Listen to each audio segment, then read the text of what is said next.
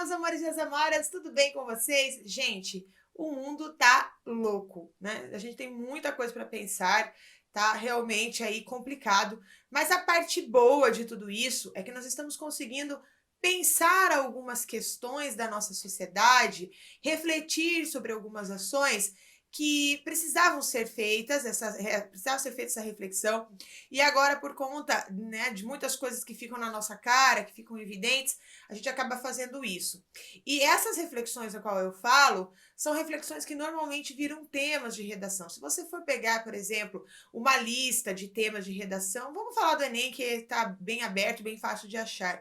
Você vai observar que os temas, mas isso vale para várias bancas, para o FPR, Consulplan, FCC, né, para a galera do concurso, enfim, tem essa característica de trazer temas que debatem a circunstância, por exemplo, do idoso, ou da mulher, ou da criança, ou a questão das propagandas, da influência, da rede social, ou seja, são coisas da nossa vida, do nosso cotidiano, que por algum motivo torna-se mais evidente em algumas fases, em alguns momentos da história, e esses temas, então, acabam se tornando temas que as bancas gostam de exigir do seu candidato, né? Para ver se ele está antenado no que está acontecendo, se ele consegue responder de forma adequada a algumas demandas sociais. E por isso que foi, e por esse motivo eu trouxe o nosso tema de hoje, tá? Que é um tema bastante interessante, que fala sobre epidemias e racismo, se essas duas coisas fazem parte de uma mesma equação. Tá? Então eu vou te dar um argumento para sua redação, que é como o racismo aflora diante do medo de uma doença. Pensa o seguinte: a humanidade, ela tem um longo histórico de usar xenofobia e preconceito como resposta a surtos de doenças. Xenofobia, para quem não sabe, é a aversão ao estrangeiro ou ao imigrante. Então, no momento em que eu gravo essa aula, já são contabilizadas 4.642 mortes na China por Covid-19, que é a doença causada pelo novo coronavírus no mundo, né? E aqui no mundo, as mortes, né, são 196 mil. No Brasil, havia 3.670 mortes e 53 mil casos confirmados, enquanto eu estava aqui organizando a nossa aula um pouco antes de gravar aqui para passar essas informações para vocês. Só que esses números vão mudar com certeza e muito, né? Mas eu quero que você preste atenção no que nós estamos falando. Nós estamos falando de alguns números, mas esses números só servem para encaminhar a nossa conversa, tá? Porque esses números, inclusive, nós estamos falando apenas dos casos testados, tá? Mas a gente sabe que esse número é bem maior, né? No dia 11 de março, a Organização Mundial da Saúde, a OMS, né, declarou a pandemia de Covid-19, a doença causada pelo novo coronavírus, o SARS-CoV-2. Na prática, tá, o termo pandemia se refere ao momento em que uma doença já está espalhada por diversos continentes, com transmissão sustentada entre as pessoas, né? Então, a situação é, portanto, grave e merece toda a nossa atenção e todo o nosso respeito pelas famílias que têm pessoas doentes, de pessoas que já morreram e que ainda vão morrer, tá? Agora, só o que não merece respeito é o preconceito que tem aumentado exponencialmente contra os chineses, né? Causado por um outro tipo de vírus, que atende o nome de racismo. Então, especialistas estão tentando lidar com a doença, mas não têm recursos para sanar os casos de xenofobia que ela tem trazido consigo. E essa é uma reflexão que você tem que trazer para sua prova, tá? Então, com a epidemia de um novo coronavírus, originada na China, e casos confirmados em muitos outros países ao longo do início de 2020, manifestações de racismo contra os chineses têm emergido pelo mundo. Então, a hostilidade afeta não só a população do país, tá? Mas os cidadãos descendentes de outras nações do leste da Ásia, e se expressa em insultos contra essas pessoas em espaços públicos, em restrições à sua entrada em estabelecimentos. Então, muitas vezes, tudo isso que está acontecendo permeia a cobertura da imprensa e aparece em comentários nas redes sociais, e provavelmente você deve ter recebido, eu tenho certeza que você recebeu no seu WhatsApp alguma piada, alguma mensagem, alguma coisa referente ao chinês, fazendo uma ligação, já chamando de vírus chinês, ou tratando isso como uma forma, né, de aversão, que a gente chama então de xenofobia. Então, incidentes de racismo e xenofobia foram reportados em países europeus, como, por exemplo, a Itália, a França, o Reino Unido, né, ali no continente, aqui no continente americano, né, como o Canadá, os Estados Unidos, e mesmo na Ásia, em lugares como a Coreia do Sul e a Malásia, né, que são países que são mais ligados ao Ocidente. Nas redes sociais, em locais públicos, e em especial em lugares fechados como ônibus, metrô, shopping center, teatro, mercado, cinema, enfim, tá? As pessoas de ascendência asiática têm recebido agressões verbais e ofensas, além de piadas relacionadas a uma suposta falta de higiene por parte dessas populações. É fundamental aqui não transformar a epidemia em um problema racial. Essa é uma problemática que você pode levantar na sua redação, tá?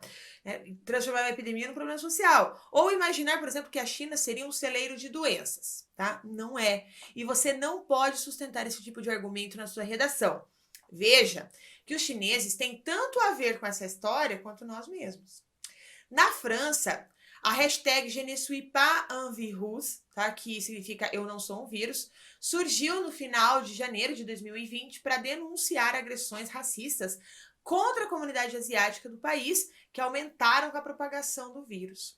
O Brasil não sai muito ileso não, tá? Os chineses que vivem aqui e brasileiros, por exemplo, de ascendência oriental, relatam ter sofrido constrangimentos e ofensas racistas depois do início do surto da doença. Se você der um Google aí, colocando racismo, coronavírus asiático, você vai observar várias denúncias, tá?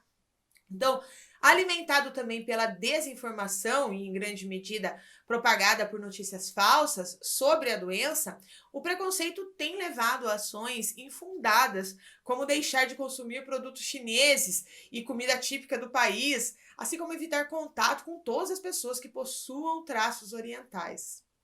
Então, é japonês, é tailandês, todo mundo está na mesma linha ali, né?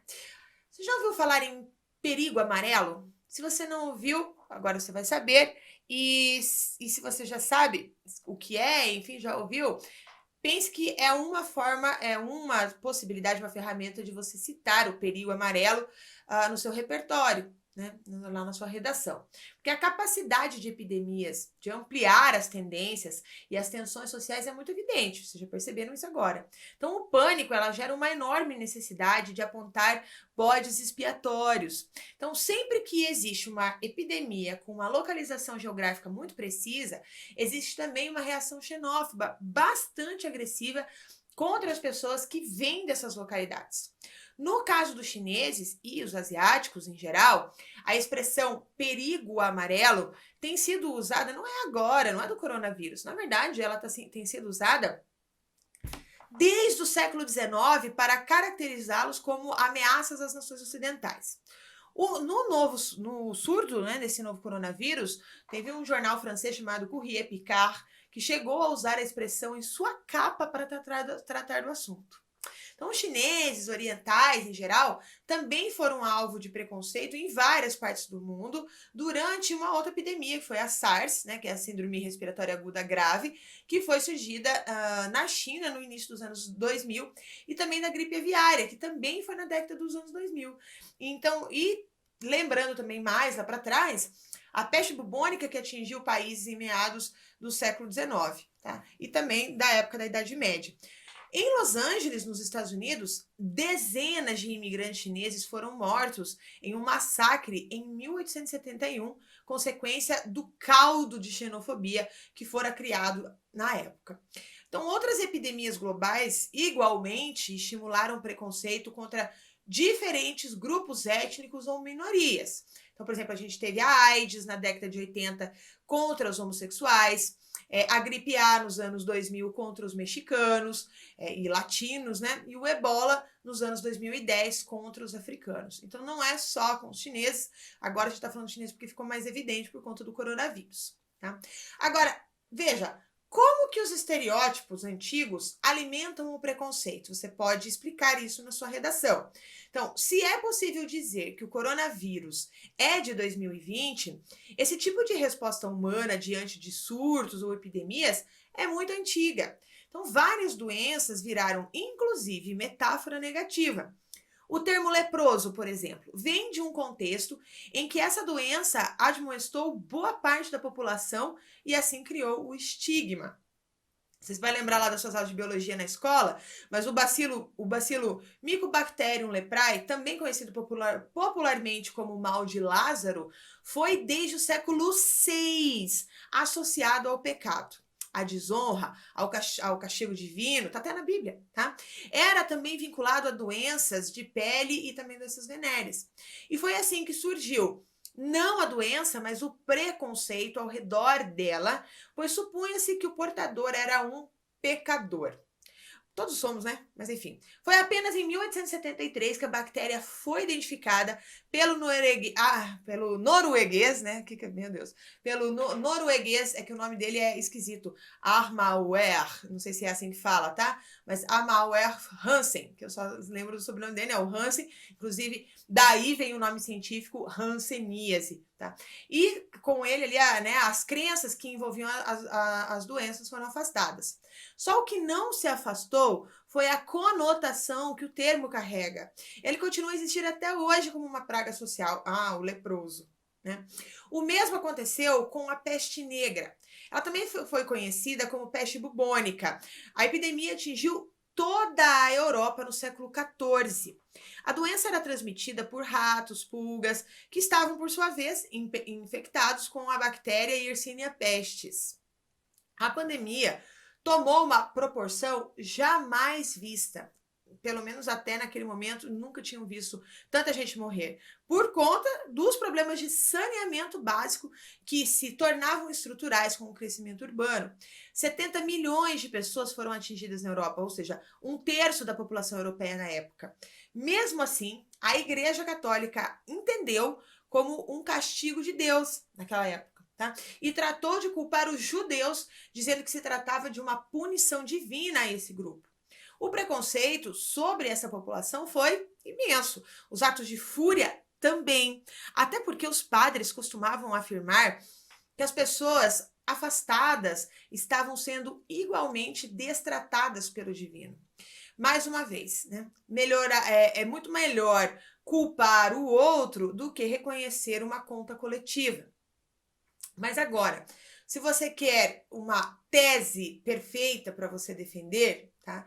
Eu vou te dar um resumo do que eu falei até aqui, né? Porque a partir do resumo de tudo isso que eu falei, você pode formular a sua tese lá na sua redação. E qual seria a sua tese? Essa que tem que aparecer de cara na sua redação, lá na introdução. Você pode dizer que o preconceito tem aumentado exponencialmente contra os chineses, causado por um outro tipo de vírus que atende pelo nome de racismo. Gostou? Muito bem! Outro item indispensável na sua redação é fazer citação, algum argumento que dê sustentação para aquilo que você vai defender, né? Então, um grande filósofo, um sociólogo, ou você pode fazer uma alusão histórica. Então, eu vou te dar uma alusão histórica agora, mostrando como as epidemias, elas são estigmas na história, tá? Então, se você quer aumentar as suas chances de conseguir uma redação nota 1000 sobre esse tema, é legal você fazer uma alusão histórica para demonstrar um pleno domínio sobre o tema proposto. Se ao escrever você demonstrar que o tema se relaciona a outras áreas do conhecimento de forma coerente, as suas chances de ter uma nota alta são muito maiores. Mas, prof, o que é uma alusão histórica? Bom, então, aludir é fazer referência. É como se você estivesse apontando, lembrando, né? Então, você pode-se, né, pode-se fazer alusões, por exemplo, a pessoas, a fatos, a períodos históricos ou a outros textos. Tá? A alusão histórica é muito bem-vinda nas redações dissertativas argumentativas. Você se depara com um tema, normalmente atual, que é o que as bancas cobram, mas você percebe que houve um outro período histórico que se relaciona com ele e que pode enriquecer a sua redação. Tendo percebido isso, o que você faz? Claro, você faz uma alusão histórica. Então, além da hanseníase ou da peste bubônica, qual outra doença você poderia citar como causadora de preconceito ou xenofobia em algum outro momento da história? Você vai falar assim, tem mais exemplo, prof? Tem bem mais exemplos, tá? Mas você pode falar, por exemplo, sobre a cólera, que foi conhecida desde a antiguidade. Ela teve a sua primeira epidemia global localizada em 1817 e gerou muito preconceito. Tanto é que o sujeito colérico é aquele, até os dias de hoje, considerado muito nervoso. O pior é que esse sintoma nada tem a ver com a doença em si. O vibrião colérico é transmitido por meio de água ou de alimentos contaminados. A cólera teria surgido lá na Índia e se espalhado pelos demais países durante o século XIX. Por isso, não foram poucas as ações discriminatórias acusando indianos de não terem hábitos de higiene, os quais, diga-se de passagens, europeus e americanos também não possuíam. Tá? Sobre esse tema, você pode fazer citação de uma belíssima obra literária do Gabriel Garcia Marques, que é um romance chamado O Amor em Tempos de Cólera. No livro, ele faz uma alusão a uma sociedade intolerante, de relações abusivas, e, novamente, a doença criou um adjetivo que nada tem a ver com ela, certo? Bom, voltando para as doenças, você pode falar também da tuberculose, chamada popularmente, ali, né, que ela é chamada popularmente de tuberculose,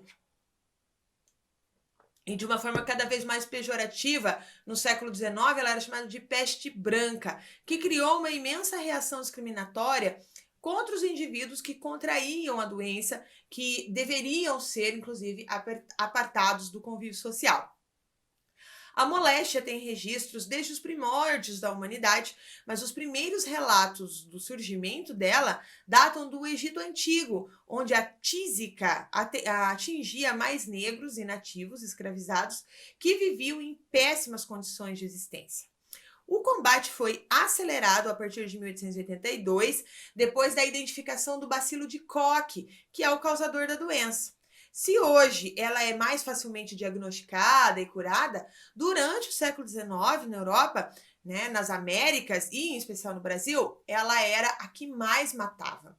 Para você ter uma ideia, a epidemia dizimou 1 bilhão de pessoas entre 1850 a 1950.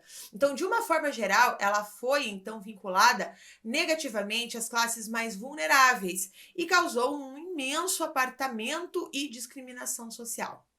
Lembre-se, tá? Epidemias vão e vêm.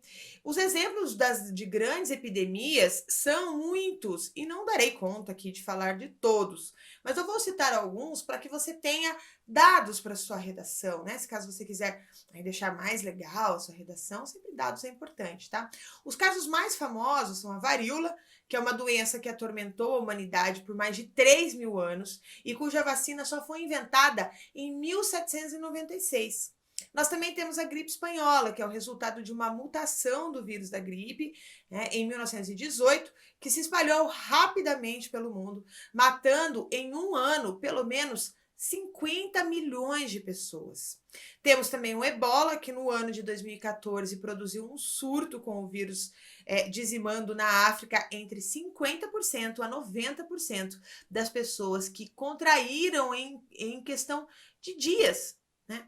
Também temos o tifo epidêmico, que é uma doença causada por um micróbio existente em piolhos, cuja vacina foi desenvolvida durante a Segunda Guerra Mundial. Também temos a malária, que foi considerada pela Organização Mundial da Saúde a pior doença da atualidade. A doença tropical, no caso, né? A pior doença tropical da atualidade. Temos a febre amarela, provocada pela picada do mosquito Aedes aegypti, ele mesmo infectado, né? Que matou milhões de pessoas no passado e que hoje ainda assola regiões da América do Sul. Temos também a AIDS, uma doença identificada em 1981 nos Estados Unidos e que ganhou o status de epidemia pela Organização Mundial da Saúde. Também temos o Zika, né? O Zika é referência à floresta de Zika, perto de Entebbe, em Uganda, onde o vírus foi isolado pela primeira vez. Então, hoje, intervenções humanas na natureza, cada vez mais agressivas, provocam o surgimento das chamadas zoonoses, né? A passagem de vírus dos animais para o homem.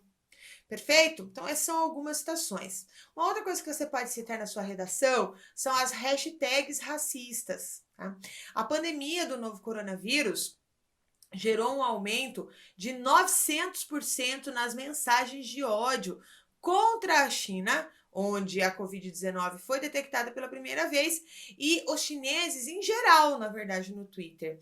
Porque as pessoas hoje passam cada vez mais tempo nas redes sociais, em aplicativos de mensagens, de jogos, e os problemas endêmicos dessas plataformas, como por exemplo o ódio, o abuso, a toxicidade, a intimidação, elas acabam se acentuando, né, com o maior uso dessas tecnologias. Então, embora as redes tenham servido para compartilhar histórias inspiradoras, as nossas aulas aqui, elas também espalham mensagens carregadas de ódio. Então, os tweets tóxicos usam uma linguagem explícita para acusar os asiáticos de serem portadores do novo coronavírus e culpar as pessoas de origem asiática em seu conjunto de propagação do vírus.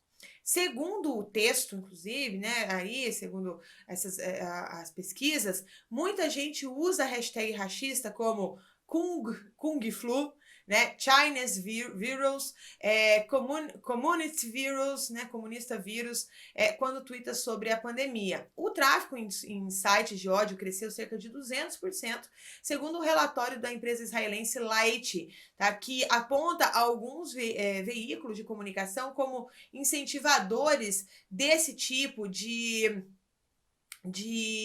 reação aí contra os asiáticos. Também você pode argumentar ali que o racismo, as redes sociais e a Covid-19, juntando numa coisa só, falando lá sobre o vírus amarelo que nós já conversamos. Que o paradigma colorista, a cor amarela, ela é associada aos povos do leste e sudeste da Ásia, descrita pelo racismo científico, setecentista, tá? Falando sobre uma raça mongoloide. Em 25 de janeiro de 2020, o periódico francês que eu já citei aqui, o Courrier Picard, estampou então aí a manchete do coronavírus, falando sobre, né, aí inclusive tem uma fotografia de uma mulher, né, chinesa aí, seguindo publicação do dia anterior, onde perguntava se o novo coronavírus seria um novo perigo amarelo.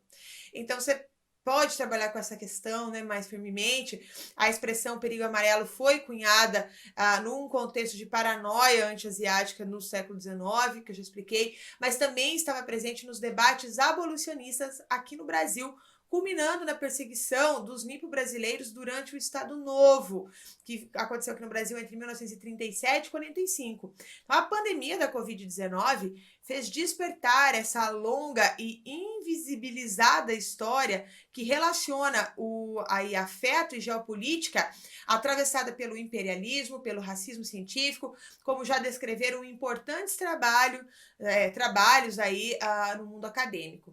O medo ressurge agora, viralizado de forma muito mais eficiente, claro, nas redes sociais. Então, um mapeamento da internet feito por um instituto de pesquisa chamado Network Contagion Research Institute, divulgado no início de abril de 2020, detectou um notório aumento de sentimentos sinofóbicos e anti-asiáticos no âmbito das redes sociais. Então, entre os memes e postagens com teorias conspiratórias anti-asiáticas, nota-se o alto uso de termos racistas contra os chineses e asiáticos, demonstrando um aumento nos sentimentos de ódio contra essas populações, né? Então, nós temos aí, infelizmente, um grande aumento, 900%, né?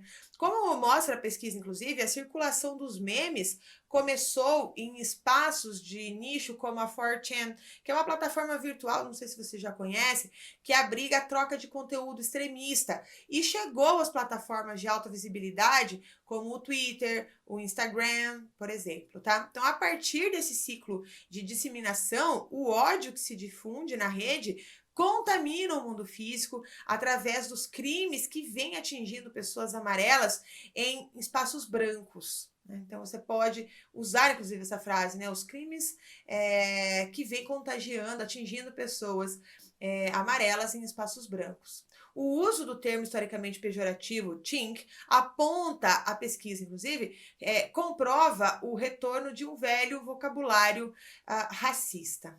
Você também pode trazer para sua redação os medos históricos, tá? Os medos históricos em torno das doenças estrangeiras só se tornaram mais intensos em nosso ambiente político e informativo atual.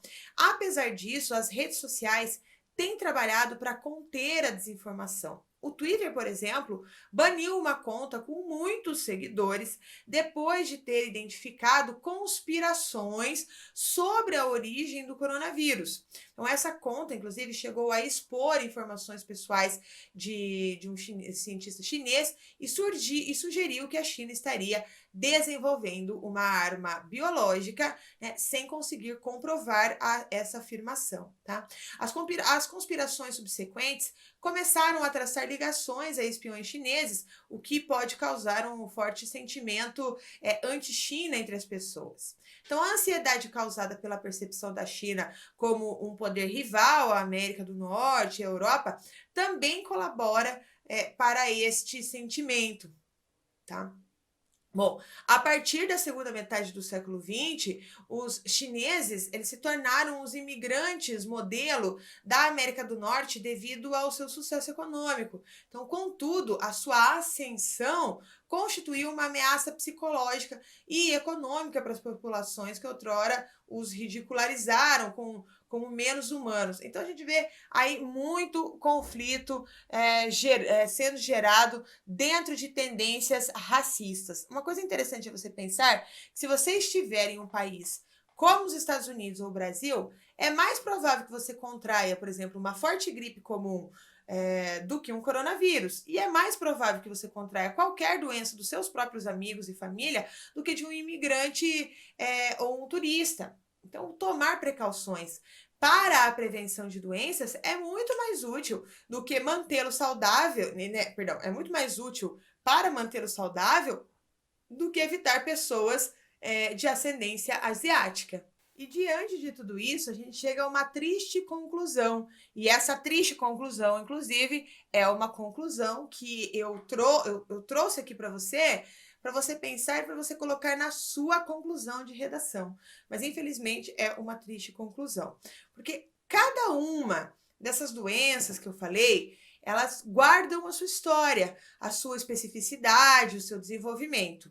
Agora, só o que há em comum é a maneira como a humanidade sempre reagiu, tá? Sempre reagiu a elas. Então, toda vez que você não foi, né? Toda vez que não foi possível, por exemplo, explicar um infortúnio, entender uma grande mortandade, né? Dar guarida ao medo e assim por diante, a saída sempre foi culpar o outro e agir com racismo. Ah, já estava esquecendo de falar. Mas o que é muito importante aí para munir você de muito conteúdo, é te dar o conceito do que se considera racismo, tá? Então, se você mostrar ao seu examinador que você tem domínio de conceitos importantes como esse, você provará a ele que você possui um rico repertório sociocultural. Mas afinal, o que é o racismo, prof? Então, o racismo é qualquer manifestação individual ou coletiva que justifique as diferenças hierárquicas e as desigualdades entre os seres humanos a partir de uma suposta realidade biológica, tá? Em geral, ela é tomada de maneira depreciativa. Raça, portanto, portanto, um fator que diferencia, mas também hierarquiza sujeitos na sociedade. Ora, uma coisa é lidar com uma doença e buscar debelá-la, ainda mais quando ela assume taxas, como a gente tem visto aqui, que são taxas epidêmicas. A outra é vincular uma moléstia a um grupo social ou uma raça e assim passar a discriminá-lo. Então, raça é um conceito que não se justifica biologicamente e que passou a ser usado apenas com fins políticos. Tá? Não existe raça, pois apenas raça social. É uma invenção social essa questão da raça. Então, também não vale culpar animais, né, que em geral são portadores infectados. Nós sabemos, porém, que a humanidade é dura e teimosa na hora de aprender.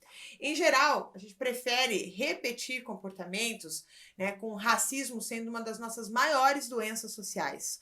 Então, não há vacina que dê conta de exterminar esse mal. A única saída é a educação, que é a porta segura para a diminuição da ignorância e da intolerância de todo tipo, que tem, inclusive, graçado de maneira epidêmica e assim, alarmante entre nós. A última voga tem sido, inclusive, tratar de forma racista os chineses e culpá-los pelo mal que nos aflige. Então, discriminar chineses não é piada, é crime inafiançável por racismo. Ok? Agora, se na sua redação você precisa fazer uma proposta de intervenção e não tem nem ideia do que proposta de intervenção você daria, eu vou te ajudar, tá? Esse tipo de manifestação do racismo, tá? Ela deve ser combatida com campanhas públicas contra o racismo, que tragam informação confiável sobre como se contrai o vírus e com autoridades governamentais atuando para regular os estabelecimentos comerciais e outros espaços, né, que podem ou não fazer para se proteger durante a epidemia. E assim a gente consegue um sucesso para combater tanto o vírus do coronavírus, né, orientando e informando a população, mas também, né, a gente combater esse vírus que é o racismo e que é muito triste no momento em que a gente vive hoje com tantos problemas, mais um problema surgindo aí. E veja, tudo que eu falei aqui são né, dados importantes, informações importantes, alusões históricas muito relevantes que te permitem, a partir de agora, fazer uma boa redação sobre esse tema. Então, aceita o desafio? Vai lá, faz uma redação de 30 linhas, dissertativa e argumentativa dentro do padrão desse gênero. Então, tá bom, um grande beijo e até a próxima!